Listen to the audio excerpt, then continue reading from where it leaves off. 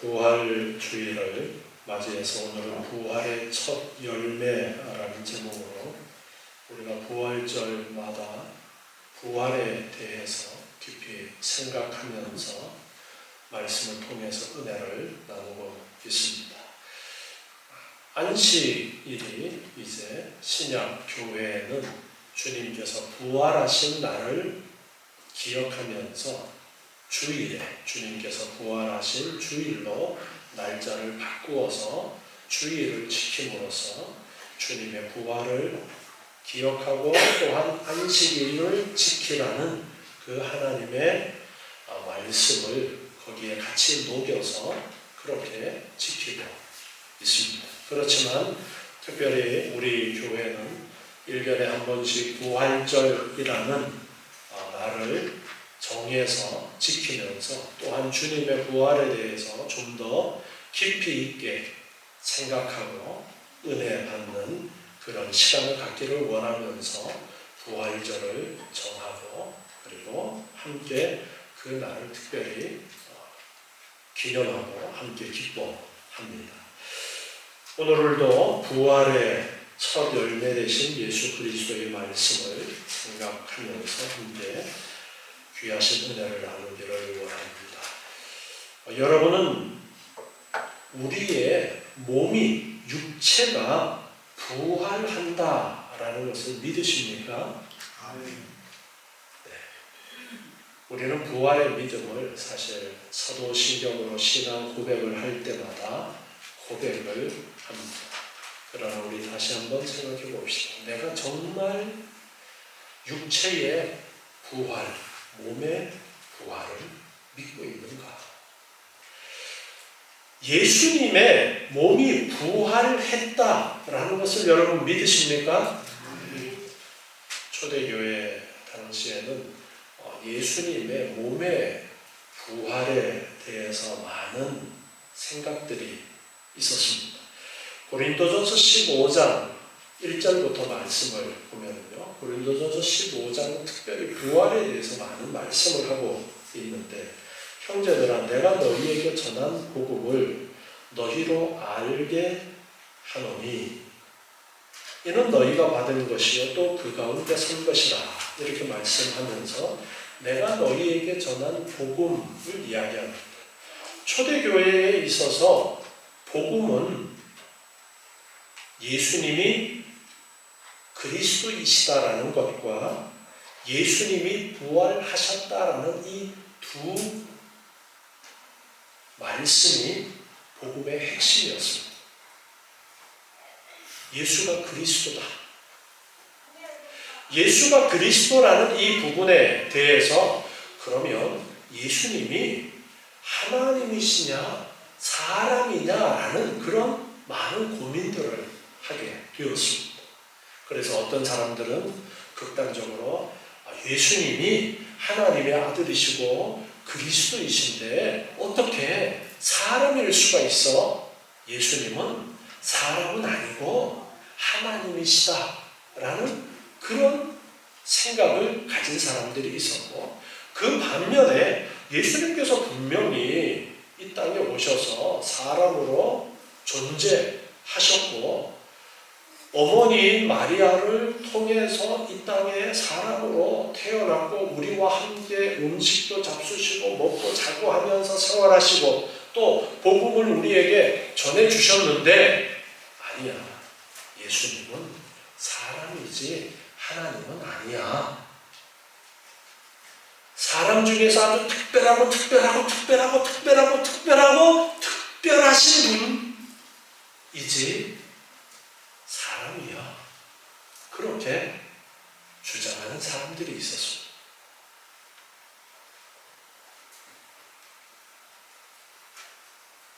극단적으로 한쪽 끝으로 가버린 것이고 예수님이 특별하게 가지고 계셨던 완전한 사람으로 이 땅에 오셨고 또한 영원전부터 계셨던 완전한 하나님이시다라는 이 두 가지가 사람의 머릿속에서는 도저히 조화되어질 수 없었기 때문에 그래서 사람들은 하나님이야 사람이 아니야 아니야 사람이지 하나님이 아니야 그렇게 극단적으로밖에 생각을 못했던 그런 상황 가운데 있는 경우가 있었습니다. 예수님이 몸이 부활했다라는 이 메시지. 예수님은 십자가에서 죽으셨는데 다시 살아나셨다라는 그 메시지. 그리고 그분은 우리를 위해서 구약 성경에서 그렇게 거듭거듭 오시겠다고 말씀하셨던 바로 그 메시아고 그리스도다라는 것이 복음의 핵심이어서 바울도 그것을 전했던 겁니다.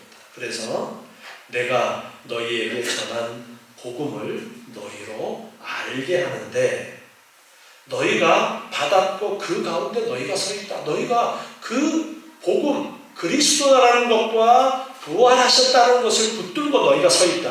너희가 만일 나의 전한 그 말을 굳게 지키고 헛되이 믿지 아니하였으면 이로 말미암아 구원을 얻을 것이다. 예수가 그리스도이심과 예수님께서 부활하셨다는 그 복음을 분명하게 믿는다면 너희는 그 복음을 믿음으로 말미암아 구원을 얻었다라는 것을 말씀하십니다. 3절에 보니까 내가 받은 것을 먼저 너희에게 전했는데 이는 성경대로 그리스도께서 우리 죄를 위해서 죽으셨고 예수님께서 그리스도이신데 그분이 우리 죄를 위해서 우리의 죄값을 치르기 위해서 십자가에서 죽으셨고 장사 지낸 바 되었다가 성경대로 사흘 만에 다시 살아나셨다. 성경에서 예언하셨던 대로 3일 만에 예수님께서 살아나셨다라는 이 복음을 또한 강조를 합니다. 그래서 게바에게 보이시고 게바는 베드로를 말씀하십니다. 부활하신 후에 베드로에게 보이셨고 그리고 그 후에 12 제자에게 보이셨고 그리고 그 후에 500여 형제에게 일시에 보이셨다. 500여 명 앞에 예수님께서 부활하신 이후에 나타나셔서 보여주셨다. 그 중에 지금까지 태반이나 살아있고 이 고린도전서를 기록하는 그때의 태반이나 예수님의 부활을 목격했던 그 증인들이 살아있고 어떤 이들은 잠들었다. 어떤 이들은 죽었다라는 거예요. 그 후에 야고보에게 보이셨고 그 후에 모든 사도에게 보이셨고 맨 나중에 만삭되지 못하여 난 자 같은 내게도 보이셨다. 바울에게도 나타나셨다. 부활하신 예수님이. 자, 바울에게는 부활하신 예수님이 언제 만나 주셨어요? 다메섹으로 가는 도중에 예수님께서 나타나셨죠. 이렇게 예수님은 부활하셨다. 다시 살아나셨다. 육체가 다시 살아나셨다. 그것을 강조하는 것이 이 고린도전서 15장의 말씀입니다. 자, 그런데 바울이 왜 고린도 교회를 향해서 편지를 쓰면서 예수님의 부활에 대해서 강조를 할까요? 우리 성도들처럼 다 부활을 믿는 사람들이면 전할 필요가 없었겠죠. 부활을 의심하게 하는 일들이 고린도 교회 안에 있었기 때문에, 그래서 믿음이 흔들리는 사람들이 있었기 때문에, 그래서 부활을 다시 강조를 하고 있는 것입니다. 그리고 오늘날 이 고린도전서 말씀을 읽으면서 우리가 부활의 확신 가운데서 흔들리지 않도록 하시기 위해서 이 고린도 교회를 향한 편지가 오늘날 우리에게 정경으로 묶어져서 신약 성경으로 우리에게 전해지도록 하나님께서 섭리하신 것입니다. 오늘 읽은 12절 말씀해 보니까 그리스도께서 죽은 자 가운데서 다시 살아나셨다 전파되었거늘 너희 중에서 어떤 이들은 어찌하여 죽은 자 가운데 부활이 없다 하느냐. 우리도 교회 안에 이런 문제가 있었던 거예요. 분명하게 죽은 자 가운데서 다시 살아나셨다. 많은 증인들이 전파하는데 예수님의 그 부활을 직접 목격했던 12사도뿐 아니라 500여 명의 많은 사람들이 있었고 바울도 그 부활하신 예수님을 만나고 예수 그리스도의 부활을 증거하는데 부활이 없다. 죽은 자가 다시 살아나는 것이 없다. 죽었다가 그 육체가 다시 살아나는 것은 없어. 그렇게 말하는 사람들이 있다라는 겁니다. 바울 당시에 헬라인들은 육체는 죽음으로써 그 용도를 다하는 것이고 오직 영혼만이 계속 존재하는 것으로 그렇게 이해를 했습니다. 이런 생각들은 헬라 철학뿐만 아니라 당시 그리스, 로마 세계의 이교적인 신앙에서도 통용되던 상식에 속했던 믿음이었어요. 그러니까 일반적으로 사람들이 죽었다가 몸이 다시 살아나는 것은 전혀 생각하지 않았고 영혼이 계속 존재한다. 그 생각만 가지고 있었다라는 겁니다. 일단 육신의 더러운 장애에서 해방된 영혼이 결코 재수강되어서는 안 된다. 그렇게 말했어요. 영혼이 육체의 감옥에 가두어져서는 안 된다는 그런 생각들을 가지고 있었어요. 몸을 그저 영혼의 감옥 정도로 인식을 했던 것입니다. 그들은 영혼의 감옥인 몸에서 영혼이 탈출하는 계기를 죽음이다. 그렇게 생각하고 있었어요. 죽음을 통해서 비로소 이데아 세계로 자유로운 영혼의 활동이 시작된다. 그렇게 이해를 하고 있었습니다. 그러니까 육체는 다시 부활해서 그리로 들어가는 일이 있으면 안 되는 거죠. 이들의 생각 속에는. 영혼이 자유롭게 육체의 감옥에서 벗어났는데 다시 그 육체와 영혼이 결합되어진다는 것은 영혼이 다시 육체의 감옥에 갇히는 그런 것이다라고 생각을 했기 때문에 육체의 부활을 믿지 않았던 그런 가운데 있었던 거예요. 그러한 생각을 가지고 있는 사람들에게 육체의 부활을 전하니까 저게 무슨 소리지? 그렇게 되었던 거예요. 당시에 이미 영지주의라는 것이 많이 전파되어 있는 그런 상황이었는데요. 영지주의는 영은 차원 높은 존재고 육체는 차원이 낮은 것으로 그렇게 이해를 합니다. 그러다 보니까 영이 그 육체를 벗어나야 차원 높은 영혼의 세계로 간다라고 그렇게 생각을 하는 겁니다. 우리도 성경 말씀을 보면은 영과 육에 대해서 말씀하면서 영적인 것과 육적인 것 이야기하면서 영적인 것이 더 차원이 높은 것이고 육적인 것이 차원이 낮은 것이고 그런 의미로 말씀하시는 경우들이 있죠. 그런데 거기에 말씀하시는 영적인 것과 육적인 것은 영지주의자들이 이야기하는 영과 육의 생각과는 조금 다른 것입니다. 성경에서 말씀하시는 영적이다라고 말씀하시는 것은 하나님과 관계된 것을 말씀하고 있습니다. 영적인 것이다 라고 할 때, 그리고 육적이다 할 때는 인간 중심으로 생각되어지는 욕심이라든가 그런 것들을 대조해서 영적인 것, 육적인 것 그렇게 말씀하고 있습니다. 그러다 보니까 이 영지주의가 교회 안에 들어와서 사람들을 미혹하는 경우가 많이 있었습니다. 그래서 교회의 역사를 보면 영지주의는 계속해서 이 영지주의의 가르침을 따라서 그 계열에서 이단들이 계속 나옵니다. 오늘날에도 자칫 잘못하면 우리가 영적인 것을 강조하다 보면은 영은 차원이 높고 육체는 차원이 낮은 것, 그렇게 생각해버릴 수가 있습니다. 그거는 영지주의 이단이 주장하는 그러한 것입니다.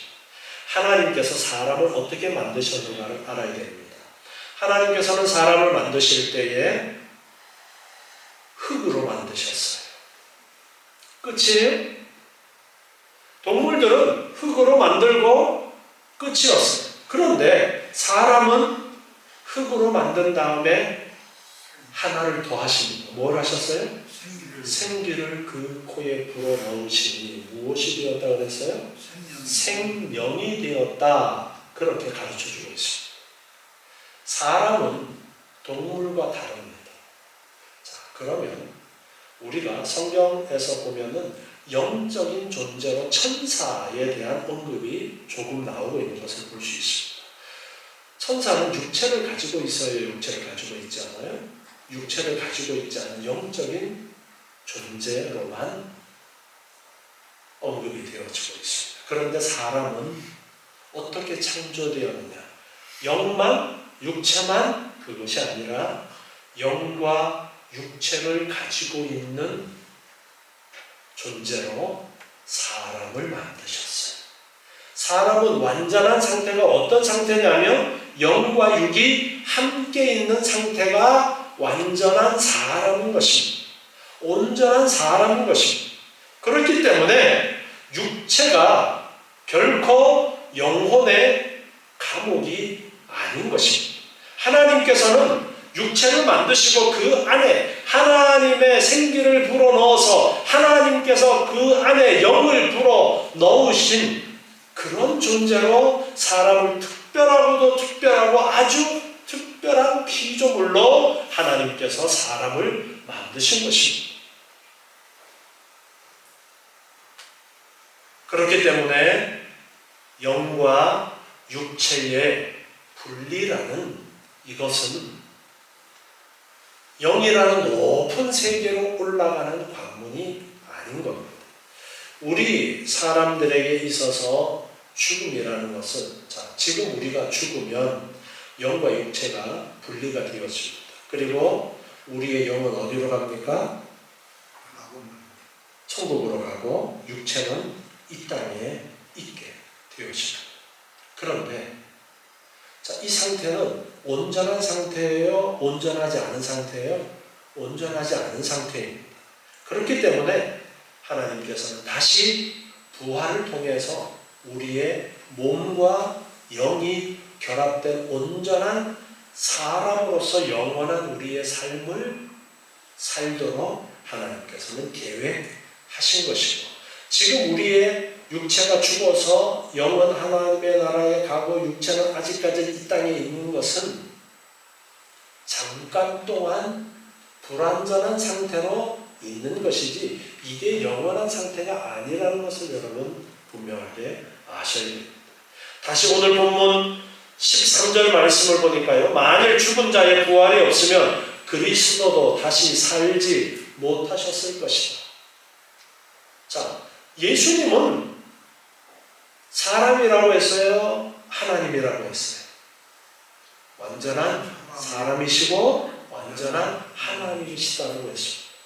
예수님께서 부활을 하셨는데 우리 육체가 부활하는 것이 없었다면 예수님도 사람이셨기 때문에 다시 사는 것이 없었을 것이다. 그 이야기를 하는 겁니다. 그리스도께서 만일 다시 살지 못하셨으면 우리의 전파하는 것도 헛것이다. 왜요? 부활을 전했기 때문에. 복음의 핵심이 예수님께서 부활하셨다. 그것이 핵심이었습니다. 또 너희의 믿음도 헛것이다. 너희가 예수는 그리스도이고 예수는 부활하셨다라는 복음을 듣고 믿고 구원을 얻었는데 너희가 만약에 부활이 없다라면은, 다시 사는 것이 없다라면은 너희 믿음은 헛된 것이다. 그 말씀을 하고 있습니다. 15절에 보니까 또 우리가 하나님의 거짓 증인으로 발견되리니 우리가 하나님이 그리스도를 다시 살리셨다고 증거하였기 때문이다.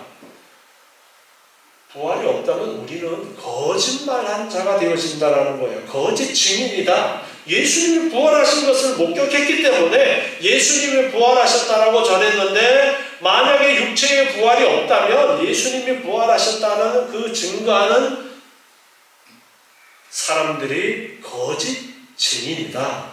그 말이죠. 만일 죽은 자가 다시 사는 것이 없으면 하나님이 그리스도를 다시 살리시지 아니하셨으리라. 만일 죽은 자가 다시 사는 것이 없으면 그리스도도 다시 사신 것이 없었을 터이요. 그리스도께서 다시 사신 것이 없으면 너희의 믿음도 헛되고 너희가 여전히 죄 가운데 있을 것이요. 예수님께서 다시 부활하시지 않았더라면 우리는 여전히 죄 가운데 있게 되어질 것이다. 또한 그리스도 안에서 잠자는 자도 망하였으리니 만일 그리스도 안에서 우리의 바라는 것이 다만 이 생뿐이면 모든 사람 가운데 우리가 더욱 불쌍한 자리다. 예수 그리스도를 믿고 예수 그리스도의 부활을 믿고 죽은 사람들, 그 사람들이 얼마나 불쌍한 사람들이 되어지는가라고 그렇게 말씀합니다. 만약에 예수님의 육체의 부활이 없었더라면 예수님께서 부활하시지 않고 죽음 가운데 계속 계시다면은 누가 우리를 돕는 그 일을 하시겠어요? 예수님이 지금 하늘 보좌 우편에서 우리를 위해서 기도하시고 우리를 위하여 돕는 보혜사 성령을 보내주셨는데 예수님께서 죽음 가운데 부활하시지 않았더라면 그 일이 없어요. 그러면 우리는 구원의 길을 온전하게 걸어갈 수 없고 우리는 여전히 죄악으로 사망 가운데서 있을 수밖에 없는 그런 존재들이 되어지는 것입니다. 그저 우리 육체의 삶이 이 생뿐이라면은 우리가 예수를 믿고 구원의 길을 간다는 그 복음은 엉터리다. 그 말씀입니다. 20절에 보니까 그러나 그렇지가 않다. 이제 그리스도께서 죽은 자 가운데서 다시 살아나셨고 잠자는 자들의 첫 열매가 되셨도다 말씀하십니다. 예수님께서는 진정 그 육체가 다시 살아나셨고 잠자는 자들의 첫 열매가 되셨도다. 첫 열매. 요한복음 19장 14절 말씀에 보면은 이날은 6월절의 예비일이요 때는 제 6시라 빌라도가 유대인들에게 말하는데 보라 너희 왕이로다. 저희가 소리 지르되 없이하소서 없이하소서 저를 십자가에 못 박게 하소서. 빌라도가 가로되 내가 너희 왕을 십자가에 못 박으랴. 대제사장들이 대답하되 가이사 외에는 우리에게 왕이 없나이다 하니. 자, 예수님께서 십자가를 지시게 되는 그날이 언제냐 하니까 6월절의 예비일이다 말씀하십니다. 30절 19장 30절에 보니까 예수께서 신포도주를 받으신 후 가라사대 다 이루었다 하시고 머리를 숙이시고 영혼이 돌아가시니라. 이날은 예비일이라. 유대인들은 그 안식일이 큰 날이므로 그 안식일에 시체들을 십자가에 두지 아니하려 하여 빌라도에게 그들의 다리를 꺾어 시체를 치워달라 하니. 자, 안식일의 예비일인데 이때는 특별히 6월절 기간의 안식일이어서 특별히 큰 안식일 그렇게 표현을 하면서 6월절을 앞둔 안식일 전날이다 그렇게 이제 그 때를 말씀합니다. 예수님께서 십자가를 지신 그 때를 이야기합니다. 유대인들의 시간 계산법은 저녁부터 하루가 시작이 되어지기 때문에 안식일 전날이 예비일이고 그날에 예수님께서 십자가를 지신 날이기 때문에 바로 오늘날 우리의 시간으로 생각하면 금요일에 십자가를 지신 것이고, 그리고 예수님께서 부활하신 것은 언제여서요? 안식일 다음 날, 즉 오늘날 주일날 새벽에 예수님께서 부활하신 것입니다. 자, 제가 계속해서 절기 때마다 구약의 절기와 예수님의 사건을 연결해서 설명을 드려서 우리 성도님들이 이제 잘 아실 겁니다. 6월절이 어떤 날입니까? 이스라엘 백성들이 애굽에서 나올 때에 장자가 죽는 그 10번째 재앙이 내려지던 때가 6월절이었습니다. 죽음의 사자가 피를 바른 그 집은 넘어가는 그 절기가 6월절이고, 그 6월절에 그 어린 양의 피가 누구를 가르쳐주는 것이냐 하면 누구를 가르쳐주는 것이라고 그랬어요? 예수님을 가르쳐주는 것이라고 했습니다. 그래서 예수님께서 십자가에서 죽으신 때가 언제였냐 하면 6월절에 예수님께서 십자가를 지신 겁니다.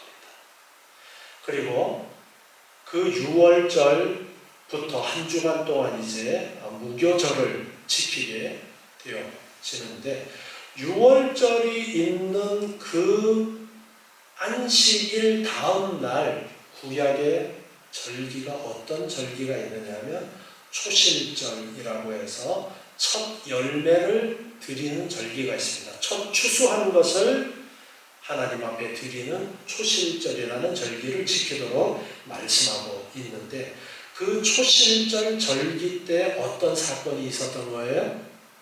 예수님께서 부활하신 사건이 있었습니다. 안식 후 첫날에 첫 열매를 드리는, 첫 추수한 것을 드리는 그 초실절에 예수님께서 부활하신 사건이 있습니다. 바울은 지금 고린도전서에서 그 예수님을 가리켜서 부활의 첫 열매다, 그렇게 표현을 하고 있는 거예요. 구약의 초실절이 바로 누구를 가르쳐주기 위한 것이었다라는 것을 우리에게 말씀하고 있느냐면, 예수님의 그 부활을 가르쳐주기 위해서 그 초실절이 있었다라는 것을 가르쳐주고 있는 것입니다. 그래서 예수님께서는 이제 초실절에 부활하셔서 우리에게 부활의 첫 열매가 되어 주신 것입니다. 초실절, 그 초실절의 첫 단을 먼저 하나님 앞에 드리고 나서야 그 추수한 것을 먹을 수가 있는 것이 초실절입니다. 구약의 초실절이 그렇게 지켜지는 겁니다. 그런데 이제 예수님께서 부활의 첫 열매가 되셨어요. 그러니까 그 뒤로 예수님이 첫 열매였으니까 그 뒤로 예수님처럼 부활이 있다, 그것을 가르쳐 주시는 겁니다. 고린도전서 15장 22절에 보면요,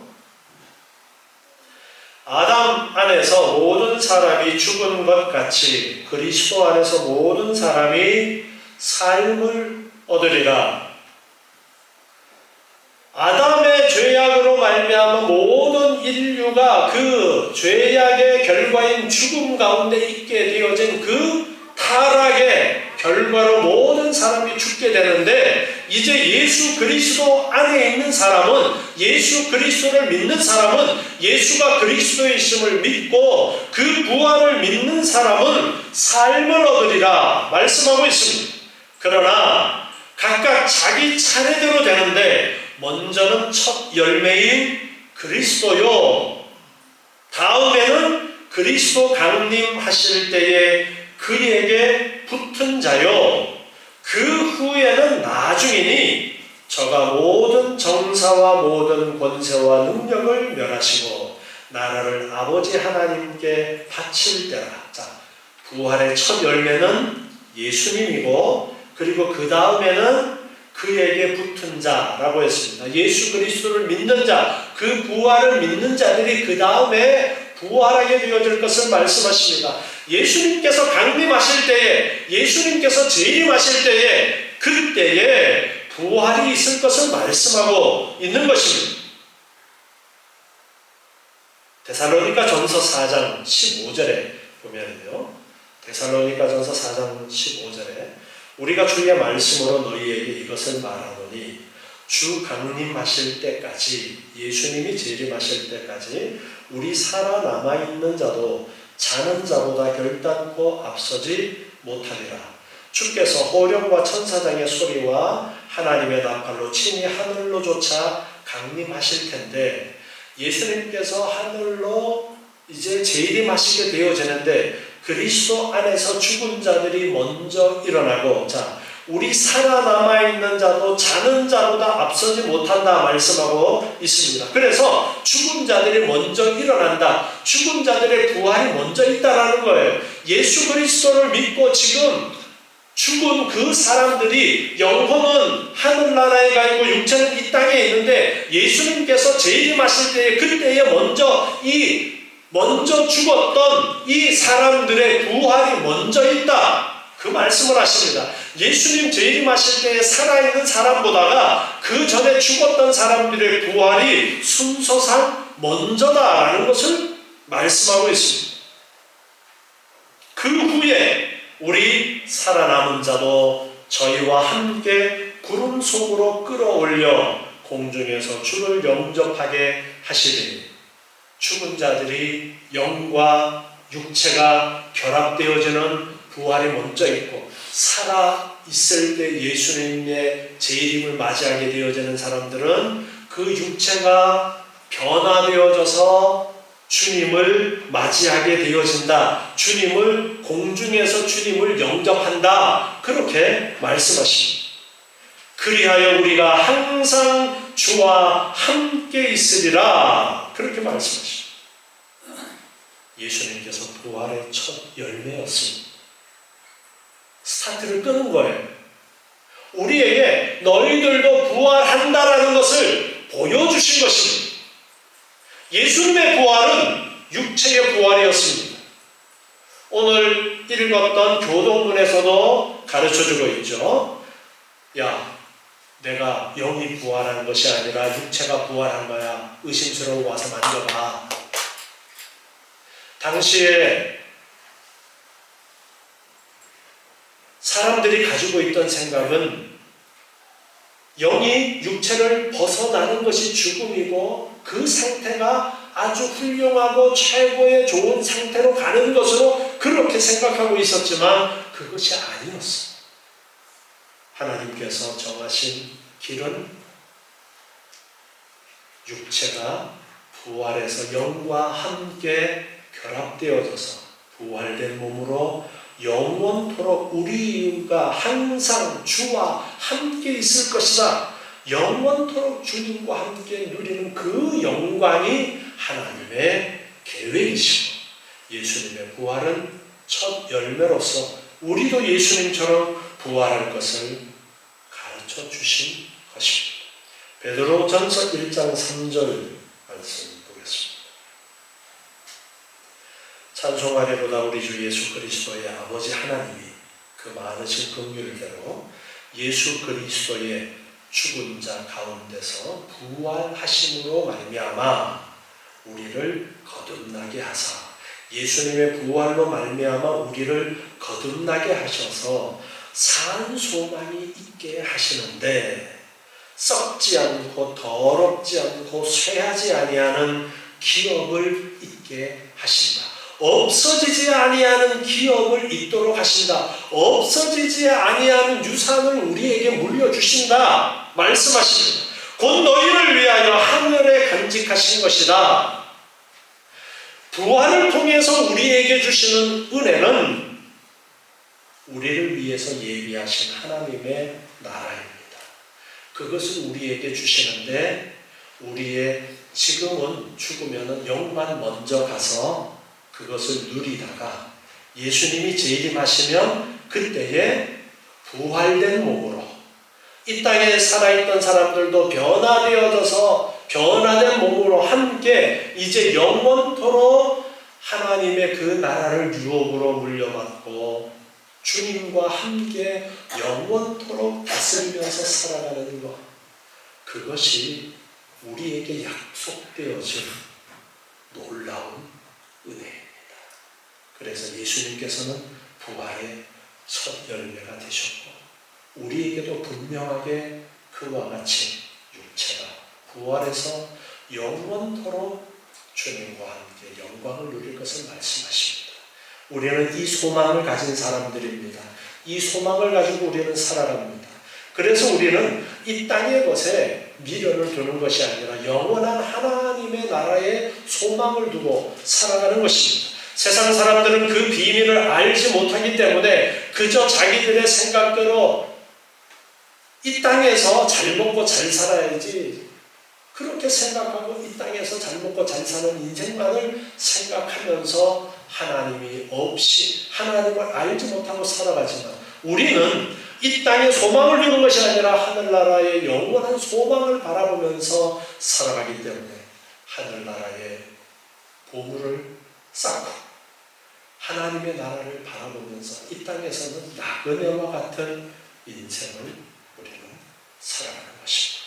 하늘의 소망을 가지고 부활의 소망을 가지고 첫 열매 되신 예수님처럼 우리도 부활하여 예수님처럼 하나님과 함께 영원히 그 하나님의 나라를 유업으로 물려받는다라는 소망을 잊지 마시고 살아가시는 여러분 되시기 바랍니다. 기도하겠습니다. 하나님 감사합니다. 오늘 주신 귀한 말씀을 기억하고 부활의 첫 열매 되신 예수님을 올바로 알고 우리도 부활하여 영원토록 주님과 함께 누릴 그 천국의 소망을 가지고 살아가는 저희들 되게 도와주시옵소서. 우리는 연약하고 부족하지만 주님께서 하늘보좌 우편에서 우리를 위하여 간구하시고 또한 우리를 위하여 돕는 보혜사 성령을 보내주셔서 우리의 믿음을 이끌어 주심을 감사합니다. 날마다 감사와 기쁨 가운데 소망을 잃지 않고 살아가는 저희들 되도록 주님 축복해 주시옵소서.